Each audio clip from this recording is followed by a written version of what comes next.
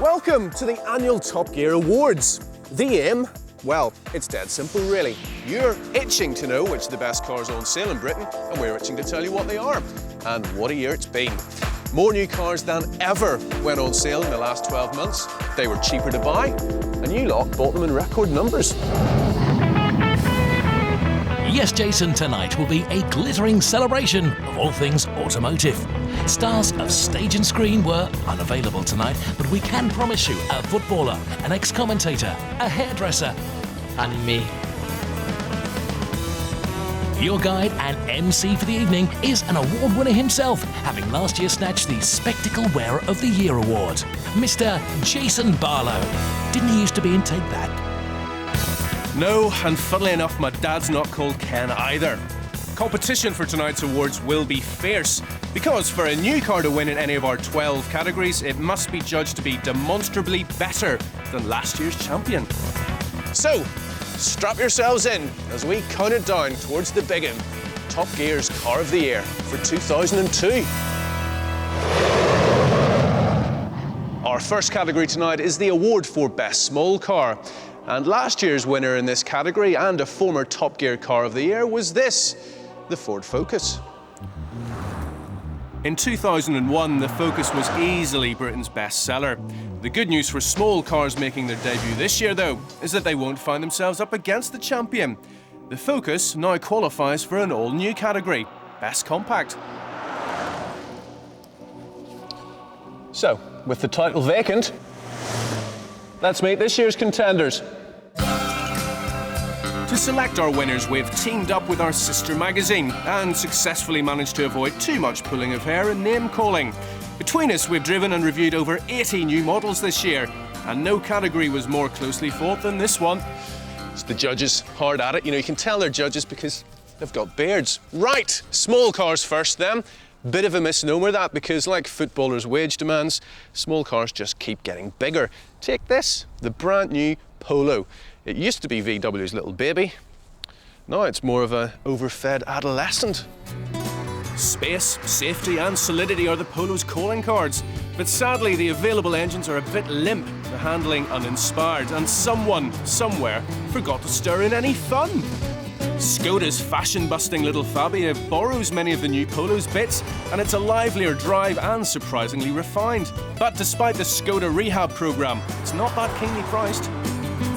It's been a really big year for little cars, and they don't get much bigger than the all-new and ever so slightly chubby Ford Fiesta, a car with 25 years and 10 million sales under its belt. Touted as a downsized Focus, it certainly feels fresher and brighter than the Polo.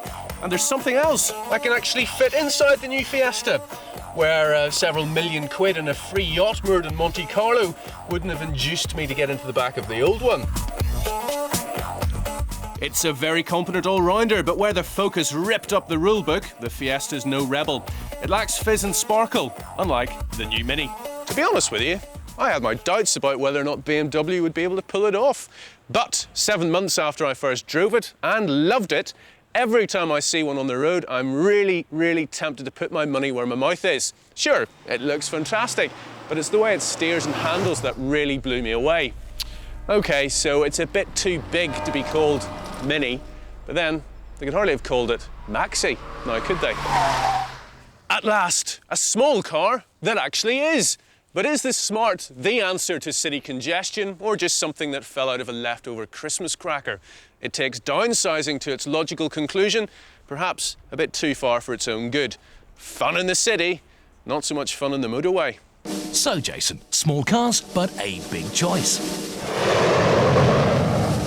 The winner of Top Gear's Best Small Car Award is the featherweight that packs a punch. It's the new Mini. Whoop, there it is.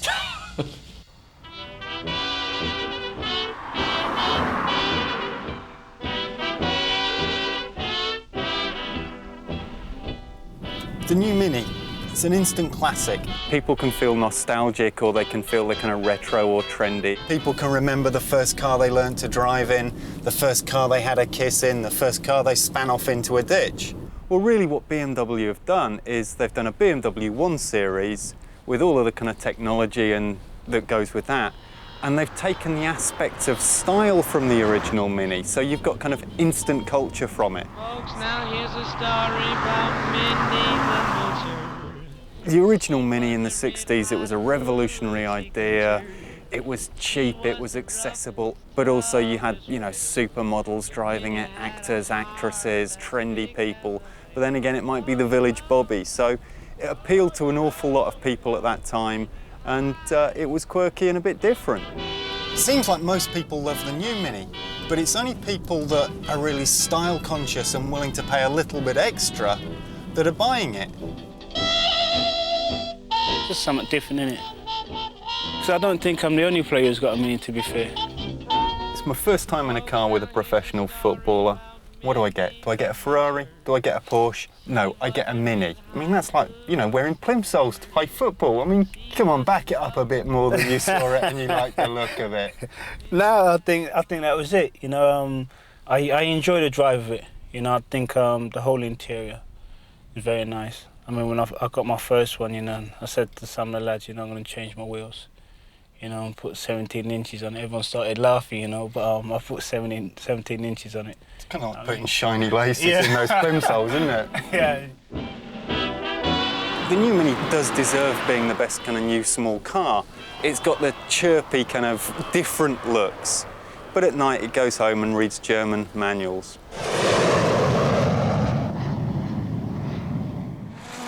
The next category is Best Driver's Car. Now, the very fact that you're watching Top Gear means that a car's ability on a good country road is probably rather important to you. And this award should be too. Now, this is last year's winner, the fantastic Noble M12, a car that beat off stiff opposition from the likes of BMW, Mitsubishi, Lotus and TVR. Now, the question is, has anything emerged in the last year to depose our current champion? And remember, for all those clever so-and-sos who design and develop our cars, this is probably the most coveted award in the industry. Look, can I be honest with you for a second? This is where it gets really rather heated. Some of this lot have already fallen out with each other, arguing the toss over what makes a definitive driver's car. Let's leave them to it before bits of beard start flying everywhere. Ooh, it's a toughie, all right, especially as there's a £50,000 price limit. And we've become very attached to that Noble. Could TVR's Tuscan S wrestle the title away? Possibly. It lacks the Noble's sublime balance, and on the limit it's about as subtle as an angry volcano. But has there ever been a juicier looking British sports car? The Germans prefer things to be a little more discreet, like the BMW M3, with its magnificent 343 bhp engine, which on its own is worth a 38 grand price of admission. It's one for the pub bores, but this could be the best 3 Series ever. To Japan now, where ringing the maximum out of otherwise ordinary saloons is almost a religion. The Mitsubishi Lancer Evo 7 is the latest chapter in a long-running saga of rally-bred lunacy. It has 4-wheel drive, it'll do 0 to 60 in 4.4 seconds. Its handling is awesome. This is Godzilla disguised as a Tokyo accountant.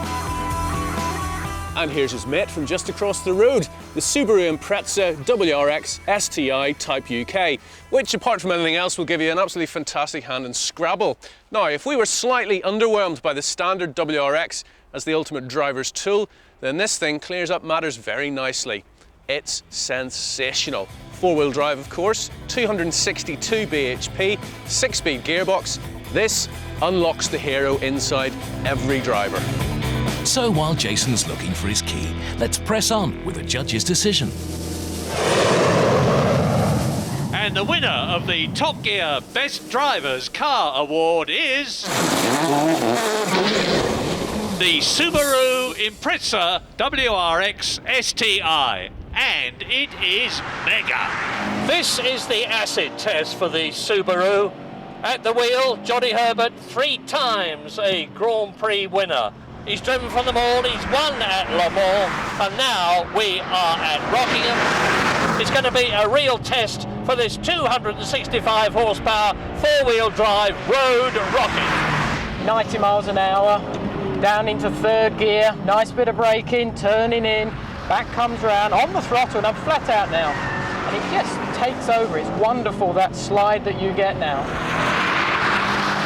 We drift out one. I feel the back step out slightly. Into the left-hander here, down another gear. Revs therefore go up to 6,000 RPM. Nicely slow, nicely slow. And I'm not fighting the wheel hardly at all. Oh, yes. Almost out onto the grass, wide out here. Tuck into the apex of the corner, place it absolutely brilliantly. A touch of handbrake there, a bit of mastery, that's the way to do it. Now I can ease on the throttle, and it's just digging into the track. It's wonderful the way it is. And when you touch the brakes, you feel the front just dip down a whisker, but everything is set up beautifully, and Johnny's really getting it into his stride now. Gunning it now, gunning it, wonderful. That's what's good about this car. You can just basically get it in any angle, and the way the differential seems to be working, it brings it round instead of trying to spin the car. Feel the power come in after we've almost lost it there. Out onto the grass, bit of rallycross. Seen this in the past, great stuff. Oh yes, I can get you a good discount on one of these, you know. Can you? I'm interested.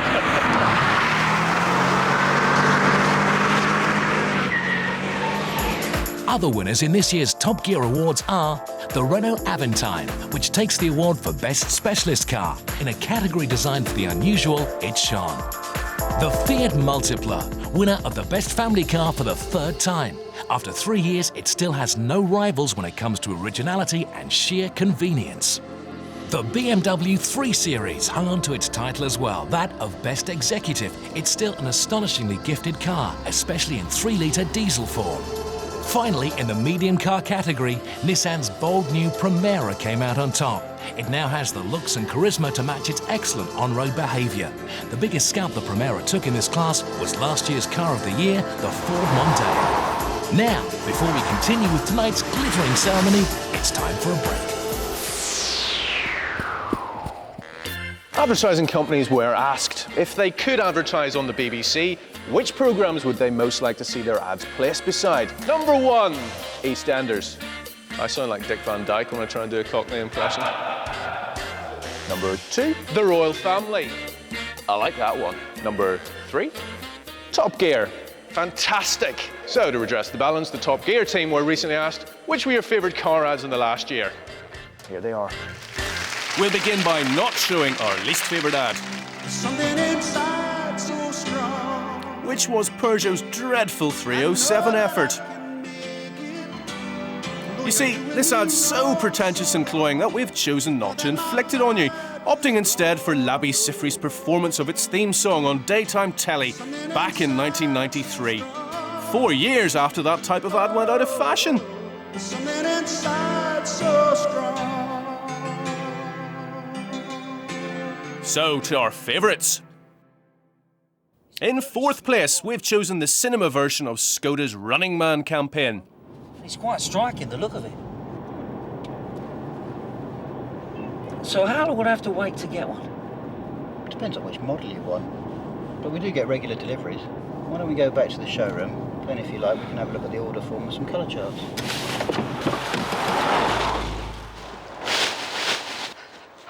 Humility in advertising, there's a thing. Oh, by the way, we've forwarded the address of Skoda's agency to the chaps at Peugeot. In 3rd place, it's an art house horror flick from VW. Brilliant stuff. But I thought little Lupos were supposed to be cute.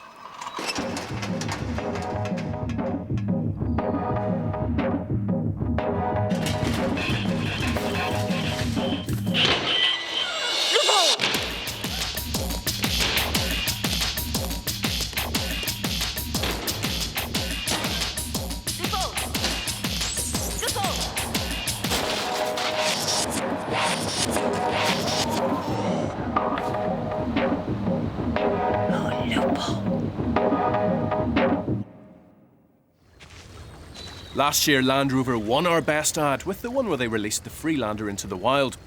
This year, they've only managed 2nd place, but that wilderness theme continues.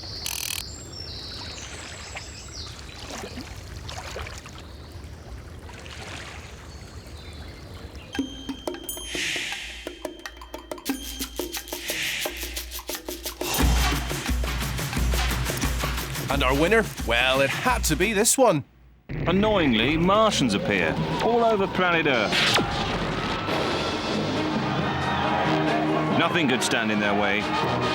Or could it?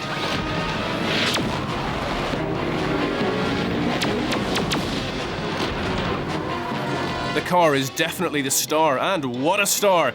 It's fun, it's cool, it's nippy, it's synonymous with good old London town, but performs just as well in the countryside. The only question is whether the most talked about car in years actually needed an ad campaign in the first place. Invasion cancelled. Mini saves the world. The end. It's a mini adventure.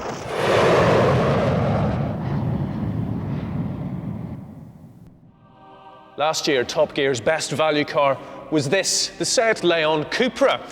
Now, value doesn't just mean the cheapest. What we're looking for here is a car that delivers the most for the least, and that's a very valuable combination. The Leon may wear a less prestigious badge than its designer cousins, the VW Golf and Audi A3, but it also wears a less exclusive price tag. It's a performance car with a practical 5-door hatchback body and serves up loads of kit for under 15 grand. A year on, it's still a very persuasive package. While the Skoda Octavia RS is a cult legend in the making, using basically the same bits as the Leon Cupra, borrowed from the gigantic Volkswagen parts bin, think of the RS as a remixed 180 brake horsepower Audi TT, and you won't be too far wide of the mark. It's got a hugely practical boot, green brake calipers, and impressive turbo-munching performance. This is my performance bargain of the year, no question. Or is it the MG ZT190? A genuine giant killer from a company that was on its knees just over a year ago. A revelation, no less. We thrashed it mercilessly around a racing circuit and it left us wanting more. Yet it behaved itself pretty well on the motorway too. Great steering, a fabulous chassis, a clever visual workover. MG took your granddad's Rover 75 and unleashed the beast. The ZT190 is a real triumph. Sorry, MG. Of course there's more to value than just bang for your buck. For example, £13,995 is all you'll need to secure the Kia Sedona, a full-size 7-seater MPV that's so generously proportioned inside that there's room enough for the judges and all their preconceptions. The brilliantly imaginative Smart scored highly in this group as well. We also doffed our caps at the good old-fashioned metal for your money principle, as espoused by the Hyundai Sonata V6. Get your pension books at the ready. So, if it's your own hard-earned, this is the one that matters. And the winner of Top Gear's Best Value Car Award is...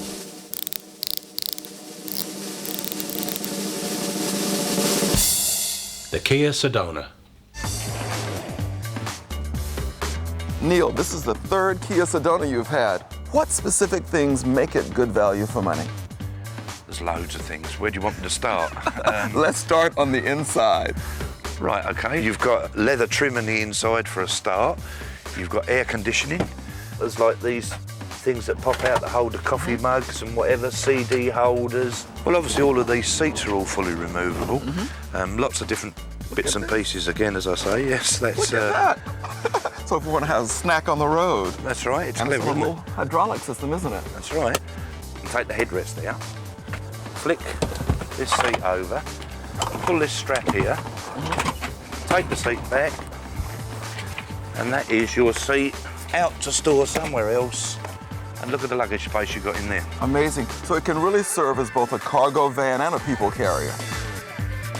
Korean companies like Kia have learned a trick that the Japanese discovered 40 years ago. To tempt British buyers, you have to give them more car for their money. What you can't get from Korea is a status badge. But if you want value for money, this shouldn't be an issue. It doesn't bother me at all. Having had 3 of these, all I can say is that it's never let me down. It certainly handles nice. You've got all of those toys, if you want to call them, on the inside to play with, and they look a nice car. You seem to really love this car. I do. Well, for value for money of what you get for it, and comparing it with others, I don't think they can get anywhere near it.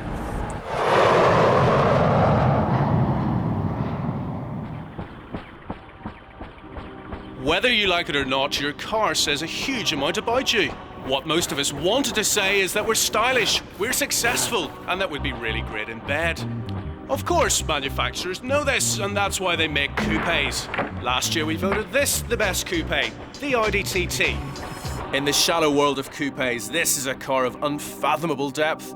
But you know, the opposition is getting tougher with each passing year, and the challenges are coming from some very unexpected angles, and also some rather expensive ones. The latest Porsche Targa, for example, not just a coupe, but a contender for best driver's car, dream car, possibly even car of the year. The 911 is better than ever, it really is, but in this category, it's also a bit pricey at 61 grand. Further down the food chain, we find the Mercedes C-Class Coupe, which is almost as pretty, just as classy, and much better value at a whisker over 20 grand. Unfortunately though, the 4-cylinder versions are about as refined as Sir Les Patterson. And looks aren't everything, you know. Good job too, some might argue, when confronted with the Lexus SC430 and the Renault Avantime. If coupes are aimed at people who dare to be different though, well, short of running naked up and down your nearest high street, if it's jaw-dropping looks you're after, you won't do much better than the Renault Avantime. For something that's basically a super luxury coupe version of that trusted family friend, the Renault Espace, the Avantime is a quite sensationally bold statement. A car that takes conventional thinking and chucks it right out the window. Or out of its frankly enormous doors. Doors? Pfft, look at that Lexus roof go! The SC430 is both a convertible and a coupe, which might explain why it doesn't look quite right in either configuration. It's a bit squidgy to drive too, although it is faultlessly put together. It also costs over 50 grand, so back on planet Earth, let's meet the new Hyundai Coupe, a cut-price homage to the Ferrari 456 MGT. Lumpy ride aside, it's a pretty good overall effort. But is it good enough to beat the Audi TT, a car that virtually owns the Top Gear coupe category and still looks so good it's virtually edible? Can anybody beat it? I don't know, Jason, but we're going to find out right now. And the winner for the Best Coupe Award is definitely a cut above. It is the Audi TT. Stance, form, style. It's bloody great. There's actually not many cars you see for the first time, and you just think, ooh, yes. I still get a great kick, actually, out of looking at the way the form rolls over the top. What your description of a jelly mould or a superannuated roller skate, I think, is it. A roller skate on steroids. They clearly had a feast doing it. Yeah, somebody really enjoyed doing this. Had a lot of fun doing this interior. You look at the identity and you go, this is an exciting German fast car. It isn't Italian, it couldn't be Italian if you look, it couldn't be French, it has to be German. The level of detail and the level of care, the material choice and the sort of tremendous attention to everything. Quality statements. Not plated plastic, but the real deal. I think this is its best view. Down low and from the back, and these wonderful lights, these sort of flash garden rocket elves coming out the back, and that lovely filler cap. Yeah. What you guys don't know is that when we use pictures to express that kind of Teutonic perfection, we use a picture of the rear hindquarters of an Audi TT. For me as well, the sense of scale. Because you're a big guy and this is a small car, you know. Well, I thought we'd get around to that eventually, Dick. A car like this could offer quite a dangerous full stop for a brand like Audi. It's so specific, it's so exciting, it's so particular. The tendency might be to try and develop this further, but probably the best bet would be to do something like the Italians were doing in the 50s and the 60s, is that you do something exciting and different, visceral like this, and then you start again somewhere else. But to follow that's going to be tricky.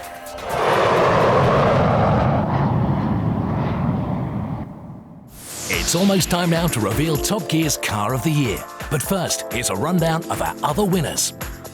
The Dream Car Award was dead easy for the judges to decide. I give you the sublime Lamborghini Murcielago. Best compact is the Peugeot 307. How good is it? Well, it beat the Focus. The incredible new Range Rover romped home as the best 4x4. £1 billion to develop and worth every penny. And finally, the one boy racers all over Britain have been waiting for. Top Gear's Best Hot Hatch Award goes to the Honda Civic Type R. All that remains now is the top prize Top Gear Car of the Year. So, these are our category winners, and they're all in with a serious shout at the title. Maybe it's the Nissan Primera, which after all has beaten last year's overall car of the year, the still terrific Ford Mondeo. Shows you what a year can do, eh? In the end though, 3 cars captured our imaginations.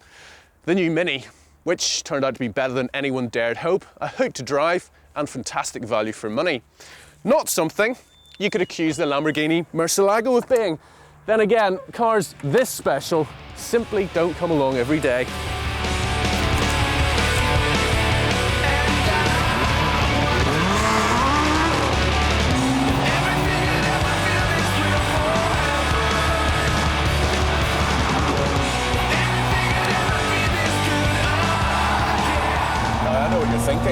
Give me one good reason why such an absurdly expensive, absurdly powerful mid-engine supercar should get this close to Top Gear's Ultimate Award. Well, I'll give you 571 actually. That's 571 bhp from a 6.2-litre V12 with 4-wheel drive, titanic performance, incredible handling, a sinfully beautiful body. The Murcielago is quite simply one of the most amazing cars I've ever driven. But despite all of that, it isn't this year's winner, because this is. Top Gear's Car of the Year is the all-new Range Rover.